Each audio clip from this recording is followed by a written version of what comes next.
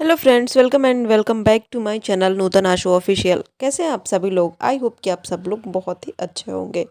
दोस्तों, अभी हाल ही में एक वीडियो आई है अंशु शुभम ऑफिशियल के चैनल पे। उस वीडियो को मैंने देखा और उसके कमेंट्स भी मैंने रीड करे। सच में एक लड़की का जो लाइफ होता है ना, वो काफ़ी स्ट्रगल भरा होता है। मैं ये नहीं कह रही कि उसकी फैमिली अच्छी नहीं है या फिर उसके हस्बैंड अच्छे नहीं है, उनके सास ससुर अच्छे नहीं है।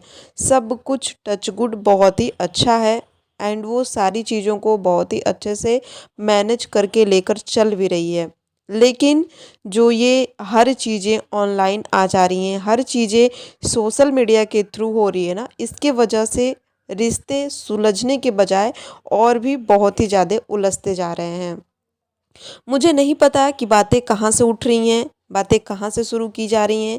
क्या सारी चीज़ें कमेंट्स की वजह से हो रही हैं या फिर सारी चीज़ें किसी और को टारगेट किया जा रहा है और कोई अपने ऊपर ले ले रहा है, इसके वजह से उलझ रही हैं।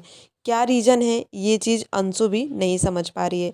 मैं अपनी ऑडियंस से पूछना चाह रही हूँ या फिर ये सवाल मेरा आप सभी लोगों से है, जो भी लोग इस सिचुएशन को कॉम्प्लिकेटेड बना रहे हैं, क्या ये सही हल है किसी भी समस्या से निकलने का या किसी भी रिश्ते को सुधारने का ये सही तरीका है? अगर अंशु का कन्यादान अप्सरा मॉम ने कर दिया या फिर अंशु की शादी की सारी जिम्मेदारी अप्सरा मॉम ने ले ली, तो उसमें क्या बिगड़ गई? सभी लोगों का कहना है कि ये एक कंटेंट था या फिर ये एक ज़रिया था पैसा कमाने का। उन लोगों से मैं ये बात पूछना चाह रही हूँ कि भले ही राज फैमिली कितने भी कंटेंट लिखती है, कितने भी स्क्रिप्टेड तरीके से सारी चीज़ों को करती है, लेकिन इस तरह के काम अगर उन्होंने स्क्रिप्टेड तरीके से या कंट्रोवर्सी या कंटेंट के लिए किया, तो भी इसमें उनको पुण्य प्राप्त हुआ, फ़ायदा प्राप्त नहीं हुआ, पुण्य प्राप्त हुआ। और पुण्य और पूजा पाठ से जुड़ी हुई चीज़ों में मतभेद या फिर भेदभाव किसी भी तरह का या किसी भी तरह की अड़चन किसी को नहीं लगानी चाहिए। मैं राज फैमिली को दूध का धुला हुआ बिल्कुल भी नहीं कह रही, लेकिन अंशु के मामले में जानबूझकर सभी चीज़ों को घसीटा जा रहा है। चाहे वो कमेंट्स के ज़रिए, चाहे वो दूर के रिश्तेदार या फिर चाहे वो रिएक्शन चैनल वाले, कोई भी हम या फिर कोई भी चीज़ों को खींचकर बढ़ाया जा रहा है। अगर उन दोनों फैमिलीज़ के बीच में कोई भी चीज़ें हैं, तो उस सारी प्रॉब्लम्स को अंशु ने ऑफ़लाइन ही समेटने की कोशिश की है, ऑफ़लाइन ही सलटाने की कोशिश की है। अंशु का कहना है कि नहीं पता क्यों भैया ने ये बात बोली कि मैं बदल गई हूँ, पर मैं बदली नहीं हूँ। मैं जो अंशु पहले थी वही अंशु आज भी हूँ। हो सकता है कि जो चीज़ें हमें ऑन कैमरा दिखाई जा रही हैं, चीज़ें उससे अच्छी ऑफ कैमरा उनके बीच चल रही हों। अगर अंशु कॉल करके अपनी भाभी से, अपनी मम्मी से, अपनी दीदी से बात कर रही है या फिर करती होगी, तो वो चीज़ें वो हम लोगों को ऑन कैमरा नहीं दिखा सकते, अपनी किसी भी ऑडियंस को ऑन कैमरा नहीं दिखा सकते। लेकिन कमेंट करने वाले, चीज़ों को बढ़ाने वाले लोग जाके कमेंट कर दे रहे हैं कि तुम्हें तो उन्होंने छोड़ दिया, तुम बदल गई, तुम धोखेबाज हो, तुम अपना मतलब निकल गया तो तुम बदल गई, उन लोगों को भूल गई, उन लोगों से रिश्ता ख़त्म कर दी।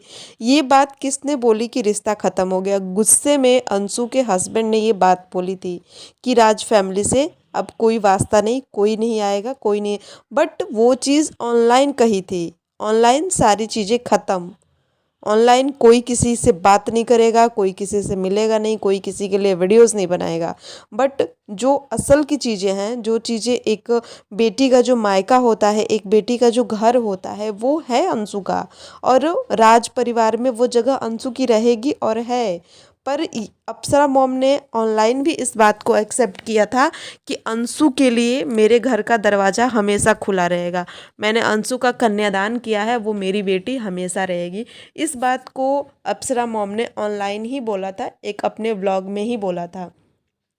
और रही बात अंशु के भैया और भाभी की, तो अगर वो उन लोगों से बात करती होगी तो वो ऑनलाइन नहीं दिखाती है। अंशु का ये कहना है कि मैं किसी भी लड़ाई झगड़े को ऑनलाइन नहीं शो करती, सोशल मीडिया पे नहीं लेके आ सकती, क्योंकि उसके ससुराल वालों को ये पसंद नहीं है। उनका मानना है कि चीज़ें बनने के बजाय इस तरीके से बिगड़ने लगती हैं। इसलिए वो सभी चीज़ों को, चाहे बिगड़ा हुआ चीज़ चाहे बना हुआ चीज़, रिश्तों को ऑफलाइन ही निभाएगी और ऑफलाइन ही वो निभाती हैं। अब इसमें उनकी नंद ने अगर कोई वीडियो बना दी तो वो राज फैमिली अपने पे ऑब्जर्व करके उस चीज़ का गलत वे में ले जा रही है। तो अंशु का कहना है कि इसमें मेरी कोई गलती नहीं है, ना तो मैं इनके लिए बुरा बोल सकती हूँ ना मैं इनके लिए बुरा बोल सकती हूँ। जितना मेरे लिए ज़रूरी मेरा ससुराल है उतना ही मेरे लिए ज़रूरी मेरा मायका है। अभी के टाइम में अंशु की के लिए बहुत ही मुश्किल टाइम हो रहा है। ना तो उसके पति उससे बात कर रहे हैं और ना ही उसके सास ससुर उससे बात कर रहे हैं। अभी वो बेचारी बहुत ही ज़्यादा परेशान और उलझी हुई है और उसके घर में काफ़ी प्रॉब्लम्स ही हो गई हैं इन सारी चीज़ों को लेके। अब आगे क्या होगा, कैसे वो सभी चीज़ों से निपट पाएगी, अब ये तो अंशु ही समझ सकती है। बाकी इस टाइम पे शुभम जी को अंशु का बेशक से साथ देना चाहिए। और अप्सरा मॉम से भी मैं ये बोलना चाहूँगी कि देखिए, जो भी कन्फ्यूजन हो रही है उसको आप सामने आकर क्लियर करिए, क्योंकि रिश्ता और आपका और अंशु का ही है। आप ही दोनों जने को इस रिश्ते को आगे लेकर चलना है। बाकी सचिन और प्रिंस क्या करेंगे आगे अंशु के साथ, या कैसे रहेंगे कैसे नहीं रहेंगे, ये तो बाद की बात है, इस बारे में तो कोई बात ही नहीं करनी। बाकी अभी जब तक आप हैं, आपके लिए दोनों बेटियां बराबर होनी चाहिए। एंड मैं ये नहीं कह रही कि आप हर टाइम पे अंशु के लिए अवेलेबल रहिए, या फिर बस ये है कि जो भी प्रॉब्लम्स उसके लिए चल रही हैं, जो भी चीज़ें उलझने इन दिनों हुई हैं, उसको समेटने में, उसको निपटाने में उससे हेल्प चाहिए। तो प्लीज़ सब लोग उसको सपोर्ट करके, उसकी हेल्प करके और इस कन्फ्यूजन से अंशु को निकाल लें। यही मैं बस इस वीडियो के माध्यम से बोलना चाहूँगी। बाकी मेरी ऑडियंस का क्या कहना है इस बारे में, आप लोग कमेंट करके मुझे ज़रूर बताइएगा। चैनल पर नया है तो चैनल को सब्सक्राइब करिएगा, वीडियो को लाइक और शेयर भी करिएगा। और जो भी आपकी राय है, जो भी आपके कमेंट्स हैं, वो प्लीज़ मुझे ज़रूर बताइएगा, जिससे कि मुझे लगे हाँ मैंने कहाँ मिस्टेक किया है, या फिर मुझे क्या बोलना था, क्या छूट गया, कैसे कैसे क्या है, सारी चीज़ों को प्लीज़ ज़रूर बताइएगा। इस वीडियो में इतना ही, मिलता है नई वीडियो में नई जानकारी के साथ। तब तक के लिए आप सभी को राधे राधे।